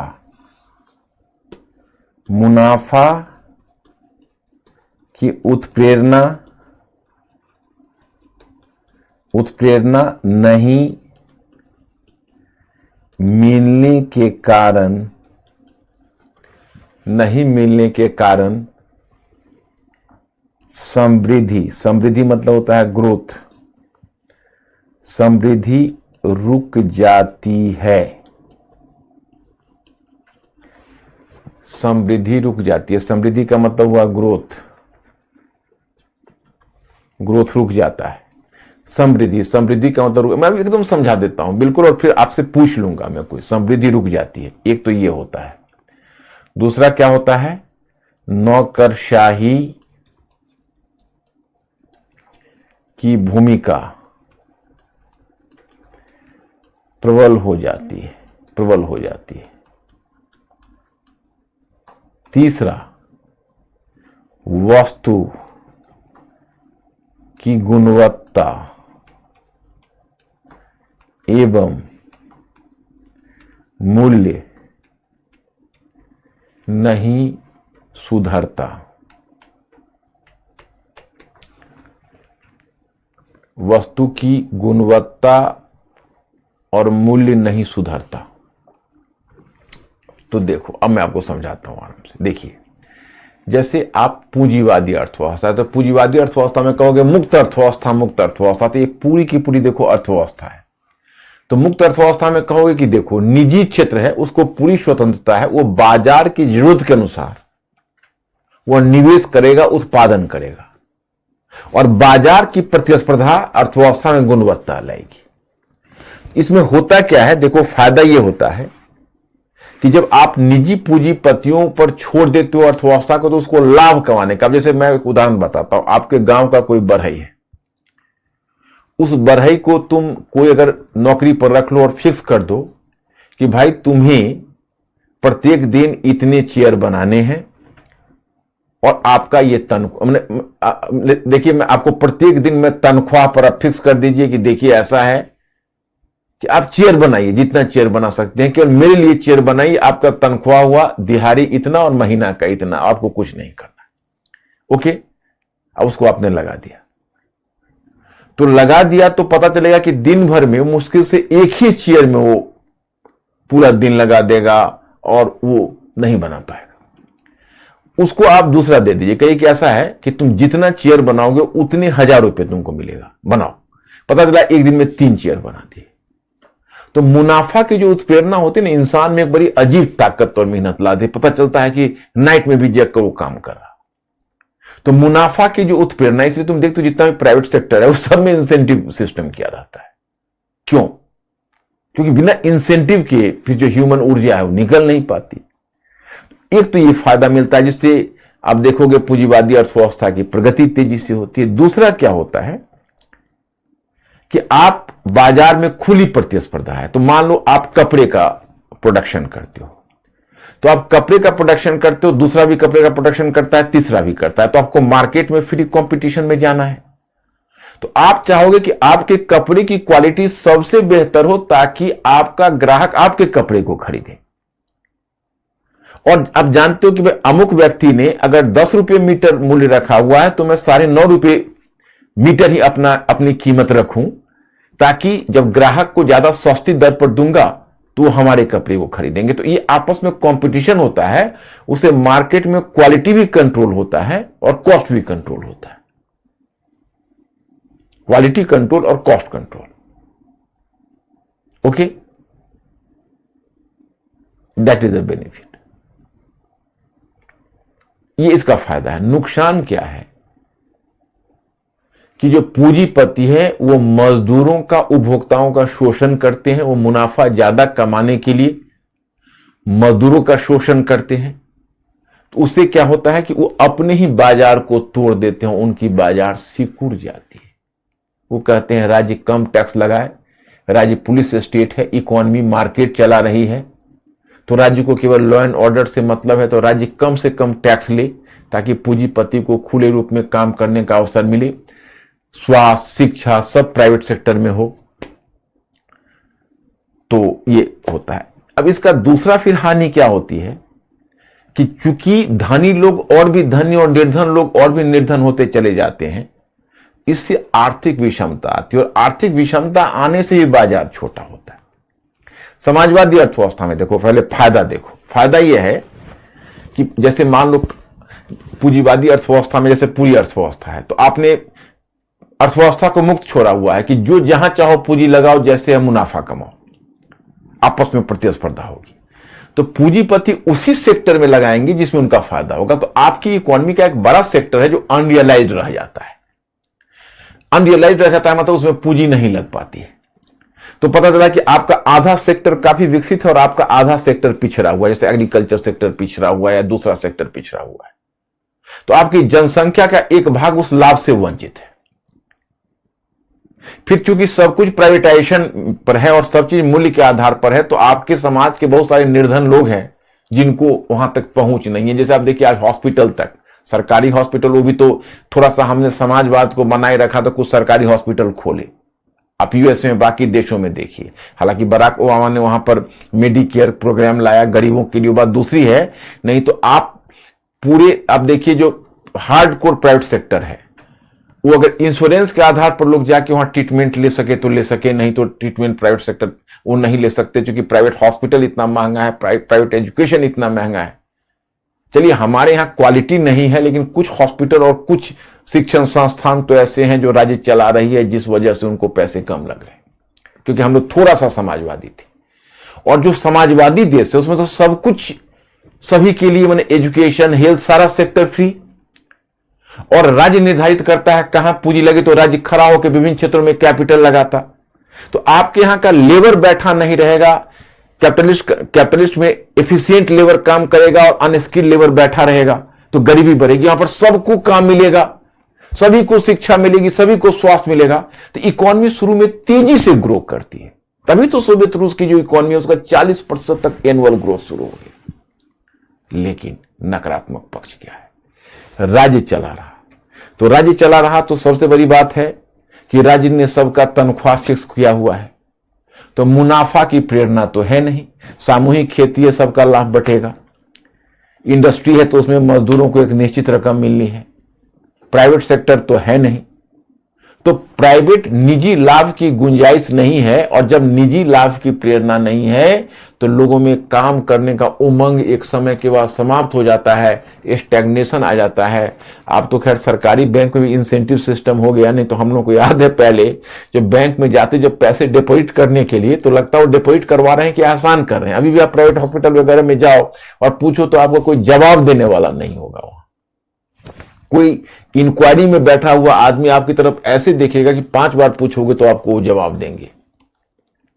जबकि अब थोड़ा सा सिस्टम हर जगह चेंज हुआ है, और पहले की तो और भी बुरा हाल था। तो इंसेंटिव एक बहुत बड़ी चीज होती है जो समाजवादी अर्थव्यवस्था में नहीं, उस कारण से एक सीमा के बाद जाके ग्रोथ रुक जाता है। दूसरा क्या होता है कि जैसे क्वालिटी कंट्रोल, अब राज्य प्रोडक्शन कर रहा है, तो राज्य प्रोडक्शन कर रहा है तो कंपटीशन तो है नहीं, तो कंपटीशन नहीं है तो मनमाने ढंग से प्रोडक्शन होगा। कंपटीशन हो तभी तो गुणवत्ता बढ़ेगी, गुणवत्ता बढ़ेगी तभी तो बढ़ेगी। वस्तु ज्यादा बेहतर वस्तु का उत्पादन होगा, वस्तु की कीमत कम होगी। और जब कंपटीशन नहीं होता है तो वो प्रोडक्ट ना तो क्वालिटी कॉन्शियस होता है ना कॉस्ट कॉन्शियस होता है, और कॉस्ट कॉन्शियस और क्वालिटी कॉन्शियस नहीं हुआ तो अंतर्राष्ट्रीय बाजार में मार खा जाएगा। हमें याद है कि नेहरूवादी आर्थिक मॉडल के तहत एक तरह से हम लोग आधा समाजवादी तो थे, तो हमारे बड़े बड़े इंडस्ट्रियलिस्ट थे, वो एक तरह से हम लोग इंपोर्ट सब्स्टिट्यूशन की नीति अपनाई थी कि भाई बाहर के आयात को रोके हुए थे। इन लोगों को काम करने का प्रोटेक्टेड मार्केट मिला था। जब 1991 में नरसिम्हा राव ने इंडिया का बाजार खोला और जब फॉरेन कॉम्पिटिटर जब आने वाले थे तो हमारे पूंजीपतियों के हाथ पांव फूल रहे थे कि अब क्या करूं, मतलब उनकी हिम्मत पस्त हो रही थी, क्योंकि खुले मार्केट में काम करने की आदत नहीं थी, कंपटीशन की। तो अंत में क्या हुआ कि खैर लेकिन चलिए हमारे पूंजीपतियों ने बीड़ा उठाया। उस समय रतन टाटा चेयरमैन बना और टाटा ग्रुप ऑफ इंडस्ट्रीज को कई गुना आगे बढ़ाया। दुनिया का सबसे बड़ा आयरन स्टील कंपनी कोरस को टेक ओवर किया, जगुआर को लाया। हमारे इंडस्ट्रियलिस्ट लक्ष्मी मित्तल, आनंद महिंद्रा, पहले धीरू भाई अंबानी, फिर मुकेश अंबानी, और मतलब एक पूरा मतलब धीरू भाई अंबानी का एरा तो लगभग समाप्ति हो चुका था, मुकेश अंबानी आप कर सकते हो। तो इस तरह से ये सब जो नए नए इंडस्ट्रियलिस्ट थे इन्होंने पूरी मतलब दुनिया में कंपटीशन करके और अपनी गुणवत्ता को बढ़ाया। तो गुणवत्ता भी बढ़ता है उससे, जो समाजवादी अर्थव्यवस्था में गुणवत्ता और क्वालिटी नहीं हो पाती। और सबसे बड़ी बात है कि आप राज्य के अंतर्गत अर्थव्यवस्था को रखे हुए, तो राज्य के अंतर्गत अगर आपने अर्थव्यवस्था को रख छोड़ी है तो राज्य के अंतर्गत अर्थव्यवस्था को चलाएगा कौन? तो अर्थव्यवस्था को आखिर चलाती तो नौकरशाही है, यानी ब्यूरोक्रेसी। तो ब्यूरोक्रेसी चलाती है, तो ब्यूरोक्रेसी का तो काम करने का तरीका आप जानते ही हो, उसका बड़ा ही तरीका पर्सनलाइज्ड होता है। तो ब्यूरोक्रेसी जहां होगी वह लाल फीता शाही है। लाल फीता शाही का मतलब होता है कि आपको एक टेबल से दूसरे टेबल पर फाइल को जाने में कई दिन लग जाएंगे, और भ्रष्टाचार भी आ जाता है, करप्शन भी, कंपटीशन नहीं है तो करप्शन आ जाता है। तो लाल फीता शाही आ जाती है, भ्रष्टाचार आ जाता है। लाल फीता शाही का मतलब है काम में रुकावट आने लगती है, भ्रष्टाचार आ जाता है, तो ये समाजवादी अर्थव्यवस्था का दोष हो जाता है। और इस कारण से दुनिया में समाजवादी अर्थव्यवस्था का पतन हुआ। अब पूंजीवाद का तो पतन, पूंजीवाद तो 1929-30 में देखो मंदी का शिकार हुआ, लेकिन उसने समाजवाद से कुछ चीजें चुरा ली, क्योंकि उनकी सबसे बड़ी कमजोरी थी मार्केट सिकुड़ जाएगा। केन्स ने उनको तरीका बता दिया कि सरकार आगे आओ, मार्केट को ना सिकुड़ने दो, इंडस्ट्रियलिस्ट पर भी टैक्स लगाओ और उतना कल्याण करो, नहीं तो वो खुद अपनी अर्थव्यवस्था को खुद डिस्ट्रॉय कर देंगे। तो वहां पर केन्स ने एक समाधान दे दिया, और यहां पर समाधान नहीं था। समाजवाद ने पूंजीवाद की चीजों को नहीं अपनाया, लेनिन ने शुरू में अपनाया, बाद में नहीं अपनाया। तो इसका परिणाम यह हुआ कि समाजवाद मॉडल अंत में चल के ब्रेकअप हो गया। तो अंकुर जरा पूछो मेरे स्टूडेंट से, मैं समझा पाया या नहीं?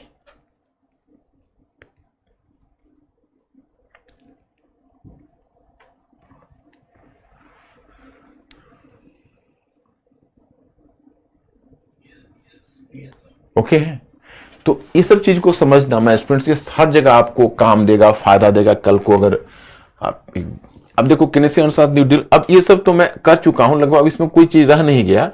एक अंतर अनुशासनात्मक मॉडल मैं आपको समाजवादी लाभ, वही जो मैंने लाभ पक्ष निर्बल पक्ष सभी लिखा हुआ है, केवल आप उसको देख लेना।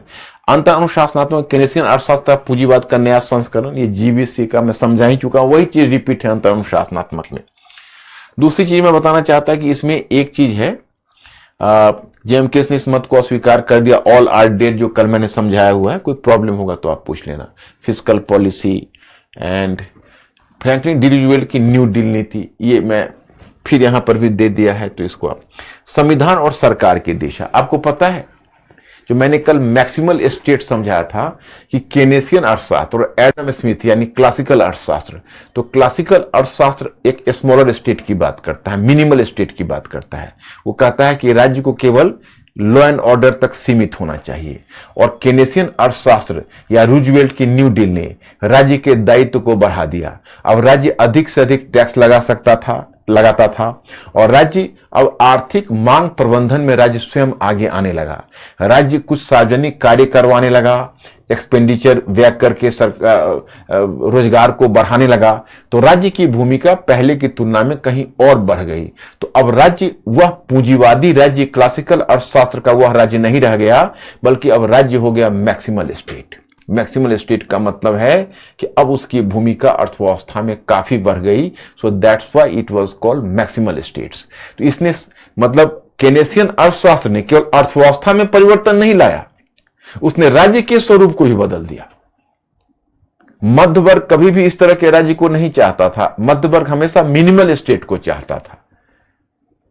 तो अभी भी आपकी आंखों पर पर्दा ढका हुआ है माय स्टूडेंट्स, ये पर्दा मैं हटाऊंगा लास्ट में, क्योंकि 1970 के दशक में केनेसियन अर्थशास्त्र का भी पतन हो जाएगा, जब तेल संकट आएगा, जो मैं आपको बताऊंगा आगे। मैं वो मेरे सिलेबस के अंदर नहीं है, लेकिन मैं आपको बताऊंगा सिलेबस से बाहर जाके थोड़ी सी चीजें, ताकि घूंघट हट जाए और खिड़की खुल जाए कि आगे कैसे, जब तेल संकट आया तो केनेसियन अर्थशास्त्र का भी पतन हुआ, और तब कैसे फिर इकोनॉमी को दुनिया, उसी समय उसके थोड़ा आगे चलकर समाजवादी मॉडल का जब पतन हो गया, तो पूंजीवाद में फिर एक बार आत्मविश्वास आ गया कि हम विजेता हैं, हम जीत गए। एक अमेरिकन थिंकर होगा जापानीज मूल का, जिसका नाम होगा फ्रांसिस फुकुयामा। वो फ्रांसिस फुकुयामा नारा देगा, द एंड ऑफ हिस्ट्री, इतिहास का अंत हो गया, यानी समाजवादी मॉडल, पूंजीवाद की अंतिम जीत हुई। तो क्या हुआ, इस कॉम्प्लेसेंसी का एक स्वाभाविक परिणाम यह हुआ कि इकोनॉमी फिर एक बार न्यू क्लासिकल अर्थशास्त्री की बढ़त मिल गई और इकोनॉमी फिर मुक्त अर्थव्यवस्था की तरफ लौट गई। मतलब फिर इकोनॉमी पर से कंट्रोल समाप्त होकर और मार्केट फोर्सेस को बहाल किया गया। तो देखिए फिर दूसरी मंदी या रिसेशन आ गया 2008-9 में, जिसमें संयुक्त राज्य अमेरिका में सब प्राइम लोन संकट और यूरोप में यूरोजोन संकट, ये दोनों संकट आ गए। तो ये इसका दुष्परिणाम था। तो मैंने यही आपको बताया कि भाई ये जब भी अर्थव्यवस्था को आप खोलोगे और जब आप जिस समय पूंजीवाद को फ्री छोड़ दोगे, उसको नियंत्रित नहीं करोगे, तो अपना मार्केट स्वयं तोड़ लेता है। तो जो आर्थिक उदारीकरण का एरा जब आएगा तेल संकट के बाद और समाजवादी मॉडल को के विघटन के बाद, तब आप देखोगे आगे फिर एक नया एरा आएगा। उस नए एरा का नाम होगा आर्थिक नव उदारवादी आर्थिक नीति। और नव उदारवादी आर्थिक नीति क्या होगी वैसे आप नहीं समझ पाओगे, लेकिन जब मैं इस तरह से इंटीग्रेट करके आपको बता दूंगा तो जिंदगी में कभी नहीं भूलोगे। और मैटर तो मैं आपको दे ही देता हूं, तो आपको कभी समस्या नहीं होगी।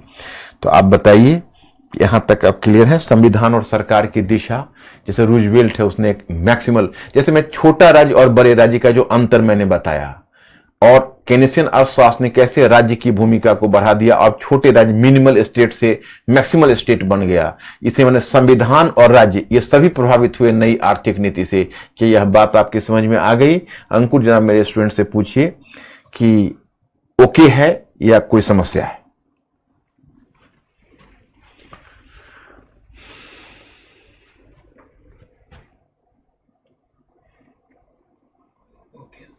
ओके है।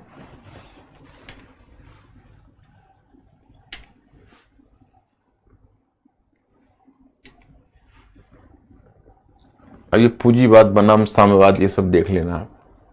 बस अब इसमें कुछ नहीं है। अब मैं आपको आज जो मैंने फांसीवाद बताया था वहीं पर मैं आपको ले चलना चाहूंगा।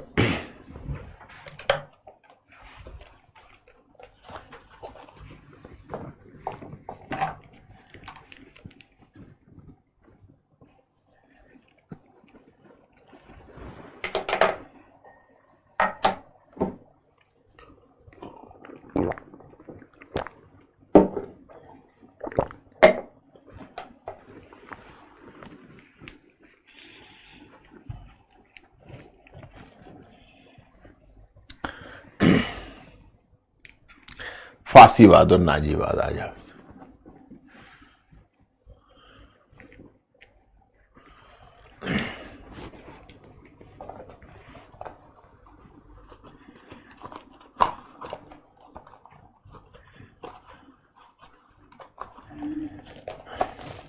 देखिए,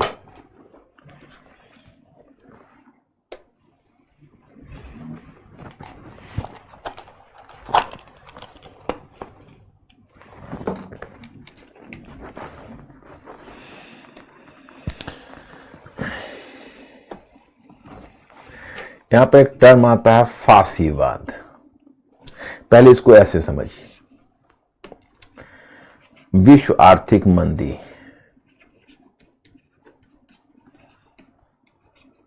विश्व आर्थिक मंदी। तो विश्व आर्थिक मंदी के विरुद्ध एक रचनात्मक प्रतिक्रिया के रूप में मैंने आपको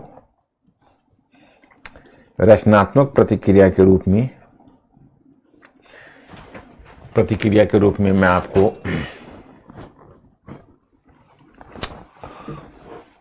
दो बताई थी। एक बताई थी केनेसियन अर्थशास्त्र, केनेसियन अर्थशास्त्र का उद्भव, केनेसियन अर्थशास्त्र का उद्भव। और दूसरा मैंने आपको बताया था Roosevelt, American president Franklin Roosevelt नाम है, रूजवेल्ट की न्यू डील की नीति। और दूसरा मैंने बताया विध्वंसात्मक प्रतिक्रिया, विध्वंसात्मक प्रतिक्रिया इसको कहते हैं फांसीवाद। जैसे देखिए, मैं आपको बताता हूं ये क्या है, दोनों के बीच का अंतर क्या है। एक्चुअली देखो, मतलब जब पूंजीवाद संकट में पड़ा तो केनेसियन अर्थशास्त्र और रूजवेल्ट के न्यू डील ने उसको एक मानवीय मुखौटा देने का प्रयत्न किया। मानवीय मुखौटा का मतलब है कि भाई देखो, पूंजीवाद अच्छी, मतलब उसको मतलब गरीबों से, मतलब उसको थोड़ा सा मानवीय बनाने का प्रयत्न किया, उसे ज्यादा स्वीकार्य बनाने का प्रयत्न किया, उसको बचाने का प्रयत्न किया। और जो विध्वंसात्मक प्रतिक्रिया का मतलब है, जैसा कुछ मार्क्सवादी विद्वान मानते हैं कि पूंजीवाद अंदर से सभ्य नहीं था। अंदर से सभ्य होने का मतलब है कि वो, जैसे कोई व्यक्ति है जो अंदर से वह साहसी नहीं है लेकिन साहसी होने का नाटक करता है। ओके, तो वो कहीं बैठा हुआ है, देखता है एक बाघ उछलता है तो सबसे पहले चिल्लाता हुआ वही भाग खड़ा होता है, तो उसके साहस का पोल खुल जाता है। तो उसी तरह से जो मार्क्सवादी चिंतक है उनका कहना था कि पूंजीवाद सभ्य होने का ढोंग कर रहा था, लेकिन अंदर से वह बर्बर कहते हैं असभ्य को, अंदर से वह असभ्य और बर्बर था। तो जिसी समय उसको विश्व आर्थिक मंदी के रूप में संकट मिला, उसकी जो पुरानी असभ्यता और बर्बरता है वो सामने आ गई और वह अपने आप को वही भयानक मुखौटा धारण कर लिया जिसे कहते हैं फांसीवाद। अब आपके मन में यह होगा कि भाई फांसीवाद शब्द कहां से आया। तो एक्चुअली ये फांसीवाद जो टर्म आया है वो इटली में वेनिटो मुसोलिनी का नाम आपने सुना होगा, जो आगे मैं मुसोलिनी के बारे में बताऊंगा भी, कि मुसोलिनी का हालांकि सक्रिय तो 20वीं सदी के आरंभ से ही था। एक अवंती नामक पत्रिका का संपादक था, वो पहले समाजवादी होने का भी ढोंग किया कुछ समय तक, 1920 के दशक में चलकर वो उग्र राष्ट्रवादी बन गया। फांसीवाद का मतलब है उग्र राष्ट्रवादी। मैं आपको बताऊंगा, इसकी मैंने विशेषताएं भी बताई है। तो जो उग्र और आक्रामक राष्ट्रवादी मतलब एकदम जो राष्ट्र का गुणगान करता हो, राष्ट्र की ताकत की बात करता हो, तो फांसीवाद शब्द जो जन्म लिया वो कहां से? तो 1919 में मिलान नामक स्थल, इटली में एक जगह है, वहां पर बेनिटो मुसोलिनी ने एक पार्टी या संगठन बनाया था जिसका नाम था फासिडो कॉम्बेटिमेंटो।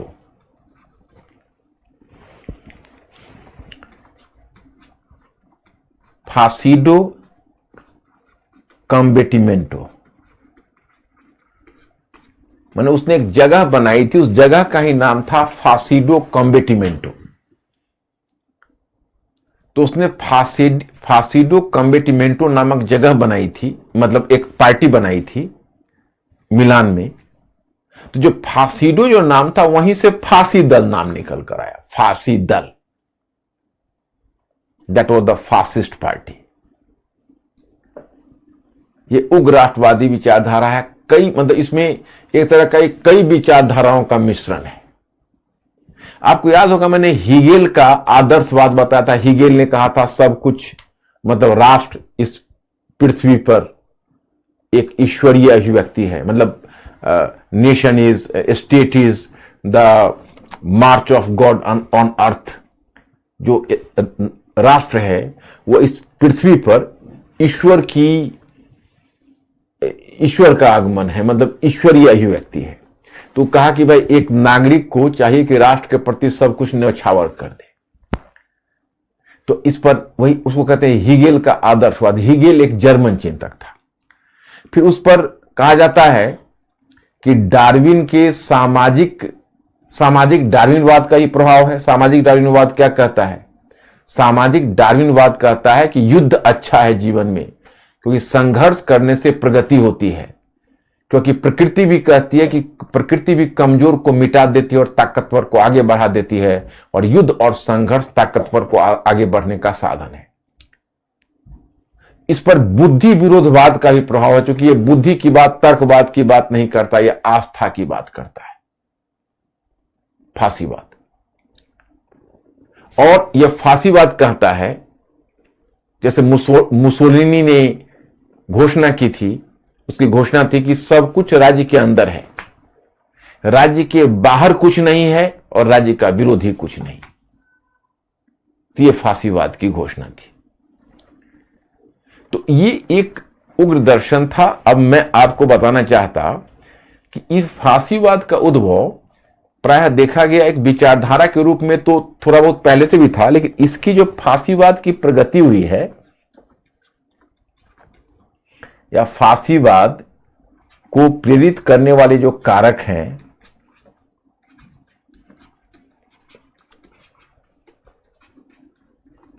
जैसे देखो दो टर्म आपको मिलता है, फांसीवाद और नाजीवाद। इन दोनों शब्द के अर्थ को लेकर अब घबराना मत, क्योंकि जो फांसीवाद और नाजीवाद है वो कुल मिलाकर एक ही, माने फांसीवाद एक बृहद अवधारणा है, नाजीवाद भी एक तरह से फांसीवाद के अंदर ही आता है। नाजीवाद कोई अलग चीज नहीं है। तो जो फांसीवाद है वो नाजीवाद भी फांसीवाद का ही भाग है। तो हम फांसीवाद कहते हैं, ये फांसीवादी दल कोई एक कंट्री में नहीं है, बहुत सारे यूरोप में देखते देखते कई कंट्री में इस तरह के फांसीवादी दल गठित हो गए, और मुसोलिनी ने इसमें पहले इटली में की थी। तो फांसीवाद को प्रेरित करने वाले कारक कौन थे? तो इसमें देखोगे एक कारक यह है कि पेरिस शांति सम्मेलन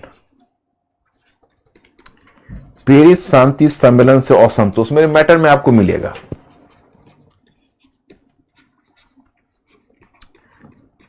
पेरिस शांति सम्मेलन से असंतोष, जैसे आप देखोगे तो उद्भव प्रसार के कारण में, जैसे ये देखिए पेरिस शांति सम्मेलन से विक्षुब्ध तत्व, विक्षुब्ध तत्व कौन है? इटली है और जर्मनी है। तो इटली को क्या था, आपको याद है कि इटली को लंदन की गुप्त संधि के आधार पर इटली को प्रथम विश्व युद्ध में शामिल किया गया था, और उसे आश्वासन दिया गया था कि एड्रियाटिक क्षेत्र में भूभाग दिया जाएगा। हालांकि कुछ भूभाग दिया गया, लेकिन जितनी इटली की अपेक्षा थी उतना नहीं दिया गया। इटली का मानना था कि हमने इस युद्ध में अपने युद्ध में मैंने लगभग 7 लाख सैनिक खो दिए और इस 70,000 सैनिक खो दिए और 70 करोड़ रुपए खर्च किए और बदले में हमें मिला क्या। तो इटली को भी अपनी स्थिति से असंतोष है और इसीलिए ऑरलैंडो ने बाइकआउट कर दिया था पेरिस पीस कॉन्फ्रेंस को। और जर्मनी को तो असंतोष होना स्वाभाविक है। मैं जर्मन प्रतिनिधियों के साथ किया गया दुर्व्यवहार और जर्मनी पर आरोपित कठोर संधि की बात तो वर्साई की संधि के परिप्रेक्ष्य में कर चुका हूं। तो इसलिए पेरिस शांति सम्मेलन से विक्षुब्ध तत्व है, that is the one factor. Next one factor है प्रथम विश्व युद्ध में हुए पराजित कुछ महत्वपूर्ण अधिकारी एवं सेना। जैसे फर्स्ट वर्ल्ड वॉर में कुछ ऐसे सैनिक अधिकारी थे या सैनिक कमांडर थे जो पराजित हो गए थे और अपने आप को अपमानित महसूस कर रहे थे। उनकी प्रतिष्ठा लगभग धूमिल हो चुकी थी, तो वो अपनी खोई हुई प्रतिष्ठा को पुनः प्राप्त करने की कोशिश कर रहे थे। तो कहीं ना कहीं सैनिक तत्वों का भी योगदान इस फांसीवादी विचारधारा को प्रोत्साहन देने में है। और तीसरा है कि छोटे दुकानदार, शिल्पी, कारीगर तथा दैनिक मजदूरी करने वाले कुछ मजदूर, जैसे देखो मंदी जब जिसको 1929-30 की आर्थिक मंदी आप कहते हैं, ये तो बहुत बृहद रूप में आई जो 20वीं सदी के जो 20वीं सदी के दूसरे दशक, या आप कह सकते हो कि हाँ दूसरे दशक के अंत में आई। तो 1920 के दशक के अंत में आई। लेकिन फर्स्ट वर्ल्ड वॉर जिस समय समाप्त हुआ 1918 में, तो इसके समाप्त होने के शीघ्र बाद मजदूरों की छटनी शुरू हो गई, क्योंकि जिसको कहते हो युद्ध प्रेरित उत्पादन, मतलब वॉर इंड्यूस्ड प्रोडक्शन, वो तो उसमें गिरावट आ गई। क्योंकि जब वॉर समाप्त हो गया तो मांग में गिरावट आई, तो थोड़ी बहुत मंदी की चपेट तो वहीं शुरू हो गई। तो उसमें कौन कौन लोग बेहाल थे? तो छोटे दुकानदार बेहाल थे, शिल्पी और कारीगर, उनका भी काम मिलना कम हो गया। दैनिक मजदूरी करने वाले लोग थे, उनको भी रोजगार नहीं मिल रहा था, तो आर्थिक संकट में थे। ठीक है, सोवियत रूस में समाजवादी सरकार आ चुकी थी, उनका समाजवादी प्रोपेगेंडा चल रहा था, यूरोप में बहुत सारे समाजवादी दल सक्रिय थे। तो ऐसी स्थिति में बहुत ही नेचुरल होता है कि इस तरह के जो गरीब तबके के लोग हैं वो अपने आप को समाजवादी पार्टी से जोड़ते हैं। लेकिन नहीं, कुछ ऐसे भी गरीब तबके के लोग होते हैं, जैसे ये लोग थे जो आर्थिक तंगी में थे, लेकिन ये अपने आप को किसी समाजवादी या साम्यवादी दल से नहीं जोड़ना चाहते थे। ये चाहते थे अपने आप को जोड़ना एक ऐसे दल से जो समाजवादी या साम्यवादी ना हो और हमें आर्थिक संकट से मुक्त भी कर दे। तो फांसीवादी दल जो मुसोलिनी का था या नाजी दल हिटलर का आगे हुआ, ये सब कुछ उसी प्रकार का आश्वासन दे रहे थे। देखिए, मैं आपको बताऊं, जब संकट की राजनीति शुरू होती है तो संकट की राजनीति में जो देखो 3 तरह की पार्टी होती है, आप समझ लो। एक तरह की पार्टी है, मेंटली अलर्ट हो आप लोग, एक तरह की पार्टी होती है जिसको कहते हैं सेंटरिस्ट पार्टी। सेंटरिस्ट पार्टी का मतलब उसको मध्यवर्ती दल बोलते हैं। और उस प्रकार की जो सेंटरिस्ट पार्टी होती है वह ना तो पूरी तरह राइटिस्ट होती है ना लेफ्टिस्ट होती है, उन दोनों के बीच में होती है। मतलब उसको मध्यमार्गी पार्टी कहोगे। तो मध्यमार्गी पार्टी जैसे चलती रहती है। जब संकट की घड़ी आती है तो मध्यमार्गी पार्टी के लिए मुश्किल हो जाता है, क्योंकि उसको कोई साथ देने के लिए तैयार नहीं होता है। संकट की घड़ी में या तो वामपंथी मैं समझा चुका हूं, जिसको समाजवादी साम्यवादी कहोगे, या दक्षिणपंथी जैसे फांसीवादी है या उग्र राष्ट्रवादी है। तो ऐसे लोग ऐसी पार्टी की तरफ लोग स्वाभाविक रूप से आकर्षित हो जाते हैं, विशेषकर इसलिए जो ऐसी पार्टियां होती है स्वाभाविक रूप में वे पार्टियां लोगों में प्रचार कार्य को बढ़ावा देती है। तो उसी तरह से आप देखोगे कि उस समय का जो वातावरण था, उस वातावरण में सेंट्रलिस्ट पार्टी नहीं चल सकती थी, या तो लेफ्टिस्ट या राइटिस्ट। तो उस समय तो लेफ्टिस्ट विकल्प मौजूद थे। आज की तारीख में देखो, जो 2008-9 की आर्थिक मंदी आई या पैंडेमिक आई, तब तक दुनिया में समाजवादी दल का नशा उतर चुका था।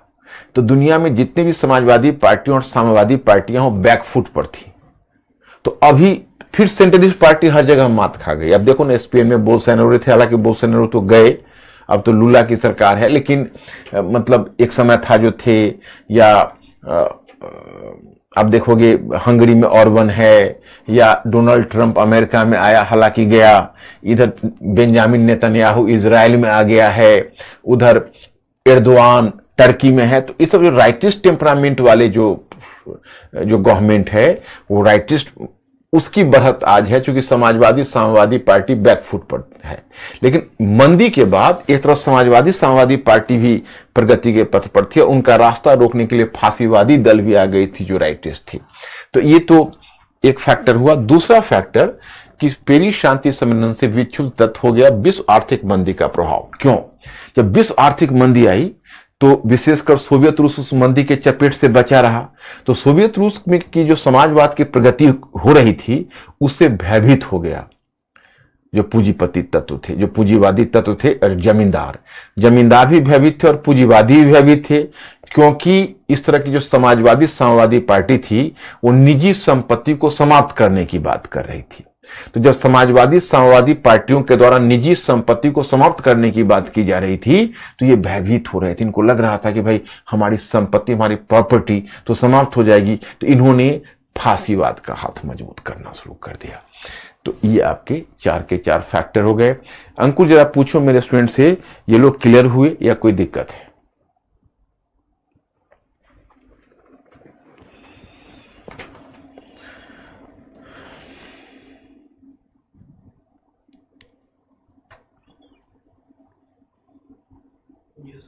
ओके आज तो आप लोगों ने पढ़ा नहीं होगा, लेकिन आज मैं टाइम दूंगा, आप लोग जब मंडे को आओगे तो पूरा पढ़ के आओगे आप। अब देखिए फांसीवाद की विशेषताएं, मतलब एक बार क्वेश्चन आके ऑप्शनल ने पूछा था, परंतु जीएस में भी कभी पूछ सकता है वो क्वेश्चन। एक बार पूछा था 1989 में कि देश काल की परिस्थिति के अनुसार फांसीवाद की अभिव्यक्ति अलग अलग होती है, लेकिन फांसीवाद की कुछ बातों में समानता होती है। मतलब उनका यह कहना था, यानी कुछ विशेषताओं में समानता होती है। मतलब देश काल की परिस्थिति के अनुसार या देश काल में के अंतर के अनुसार फांसीवादी सरकार के स्वरूप में थोड़ा बहुत अंतर होता, लेकिन जो फांसीवाद की कुछ विशेषताओं में समानता होती है, ऐसा क्वेश्चन पूछा। तो अब देखिए फांसीवाद की कुछ विशेषताओं में समानता होती है, यहां पर हमने उसको दिखाया है। फांसीवाद की विशेषताएं, कहा जाता है कि देश काल की परिस्थितियों के अनुसार फांसीवाद पृथक पृथक रूप में प्रकट होता है, परंतु उनकी कुछ मूलभूत बातों में समानता होती है। एक, संपूर्ण आंदोलन एक नेता के व्यक्तित्व के इर्द गिर्द घूमता है। जब इस तरह की फांसीवादी दल जब होता है तो आप मिलाओ, एक नेता के व्यक्तित्व के इर्द गिर्द यह मूवमेंट घूमता है, और एक नेता, हिटलर, मुसोलिनी, तो एक व्यक्तित्व के इर्द गिर्द। दूसरा, वीर पूजा की भावना, मतलब उस नेता के प्रति लोग हर कुछ अर्पित करने के लिए तैयार हो जाते हैं कि वीर है, मतलब वीर पूजा, हीरो वर्शिप, वो हमारा हीरो है, लोग उसको हीरो की तरह प्रस्तुत करते हैं। तीसरा, उग्र राष्ट्रवाद पर बल, उग्र राष्ट्रवाद। मुसोलिनी ने कहा कि सब कुछ राज्य के अंदर है, राज्य के बाहर कुछ नहीं है, और राज्य के विरुद्ध कुछ नहीं है। Everything is with in the state, nothing is outside the state, nothing is against the state. मतलब ये मुसोलिनी का नारा था, बेनिटो मुसोलिनी का। भीड़ मनोविज्ञान से लाभ उठाना, मतलब जब वो भीड़ को संबोधित करने जाता है तो ऐसा ओजस्वी भाषण देता है। भीड़ का मतलब मॉब, उसको मॉब साइकोलॉजी बोलते हैं। मॉब साइकोलॉजी का मतलब है कि भीड़ कैसा सोचे, या भीड़ को आंदोलित कर देना, भीड़ को भड़का देना, भीड़ में एक तरह से अपना चार्म मतलब उसको क्या बोलोगे, उसके लिए जो आता है अपने चमत्कारी व्यक्तित्व को प्रस्तुत करता है, करिश्मेटिक लीडरशिप को, तो वो भीड़ मनोविज्ञान से लाभ उठाता है। परंपरा एवं अतीत की महानता पर बल, मतलब वो अतीत और परंपरा की महानता पर बल देगा वो पार्टी। और आक्रामक विदेश नीति, नेचुरली विदेश नीति आक्रामक होनी है, क्योंकि ऐसी सरकारों का अस्तित्व या घरेलू राजनीति में उनकी सफलता उनकी आक्रामक विदेश नीति पर टिकी होती है। इसलिए ऐसी सरकार में युद्ध होने की संभावना भी काफी हो जाती है। और वर्ग संघर्ष की जगह वर्ग समन्वय को कठोरतापूर्वक लागू करने का प्रयास, ये देखो, वर्ग संघर्ष की बात समाजवाद करता है, जो यह फांसीवाद होता है वो वर्ग संघर्ष की बात नहीं करता, वो विभिन्न वर्गों को जोड़कर और उल्टा वर्ग समन्वय की बात करता है। और नेक्स्ट है प्रजातंत्र एवं समाजवाद का विरोध। ये प्रजातांत्रिक संस्था को भी घृणा के दृष्टि से देखता है और समाजवाद का ही विरोध करता है। तो टोटल 1 2 3 4 5 6 7 8 पॉइंट है। इसमें से एक दो भूल भी जाओ तो 5 to 6 भी अगर लिखना कभी पड़े, और कॉमन अगर फीचर्स बताना पड़े फांसीवाद के, 8 पॉइंट में आप 5 to 6 भी लिख सकते हो, नो प्रॉब्लम एट ऑल। अब यहां से इटली में फांसीवाद और मुसोलिनी, तो अब इस मैटर को आप पढ़ लेना पूरा, है ना, इस पूरे को आप लोग पढ़ लेना, और पढ़ के मंडे को आओगे तो मैं ये टॉपिक कवर कर लूंगा आपका। विदेश नीति भी कवर कर लेना, मैं विदेश नीति भी और सेकेंड वर्ल्ड वॉर तक, यहां तक इसको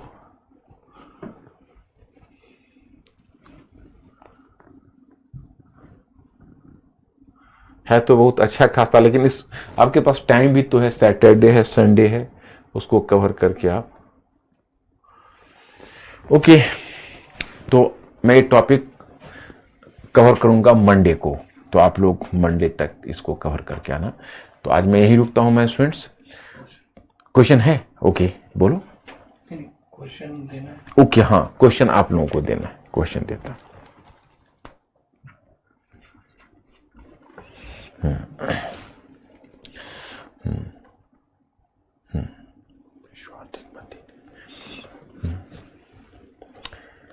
विश्व आर्थिक मंदी ब्रैकेट में 1929-30 विश्व आर्थिक मंदी। एक्चुअली होता क्या है कि सारे टॉपिक में मैं पहले ही आपको इतने क्वेश्चन मॉडल के रूप में दे चुका हुआ होता हूं कि अच्छे अच्छे जो क्वेश्चन होते हैं वो तो मॉडल के रूप में पहले ही दे चुका होता हूं, तो मुझे फिर क्वेश्चन सोचना पड़ता है आपको देने के लिए। और मैं चाहता हूं कि एक क्वेश्चन का प्रैक्टिस आपका डेली हो, उससे आपको बेहतर रहेगा। तो विश्व आर्थिक मंदी ब्रैकेट में 1929-30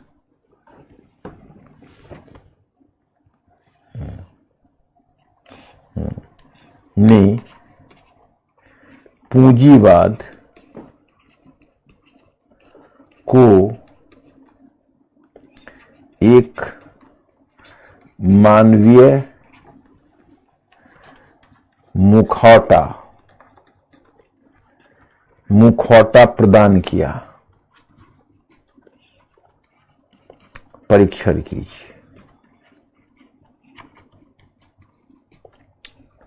परीक्षण कीजिए। 150 शब्द, मतलब विश्व आर्थिक मंदी ने पूंजीवाद को एक मानवीय मुखौटा प्रदान किया, परीक्षण कीजिए। 150 वर्ड्स। अब ये माय स्टूडेंट्स, जरा आप अंकुर के माध्यम से मुझे बताइए कि आप इस क्वेश्चन को समझ पा रहे हैं। मानवीय के मुखौटा का मतलब है मानवीय चेहरा दिया। इस क्वेश्चन को आप लिख पाएंगे या नहीं लिख पाएंगे, कैसा फील कर रहे हैं?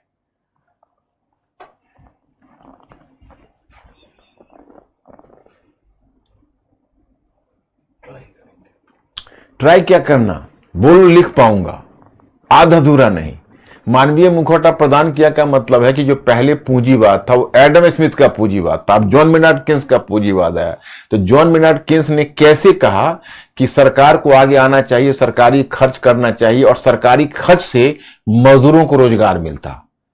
तो पूंजीवाद कहीं ना कहीं पुअर अप्रोच लिया, और तब न्यू रूजवेल्ट का उदाहरण देना कि रूजवेल्ट ने किस तरह से किसानों को सब्सिडी दी, छात्रों और बेरोजगारों को सब्सिडी दी, रोजगार संवर्धन के लिए आवास योजना चलाई, टेनेसी गैली। तुम्हारे पास तो इतना सारा मसाला है, बोलो पहले आपके, हाँ ये मत बोलो कि कोशिश करेंगे, बोलो हो जाएगा। हमेशा पॉजिटिव रहो। क्या अंकुर, अब नई सूचना इन लोगों से मुझे चाहिए। हो जाएगा ना? Okay, thank you my students, I will see you on Monday. Good night.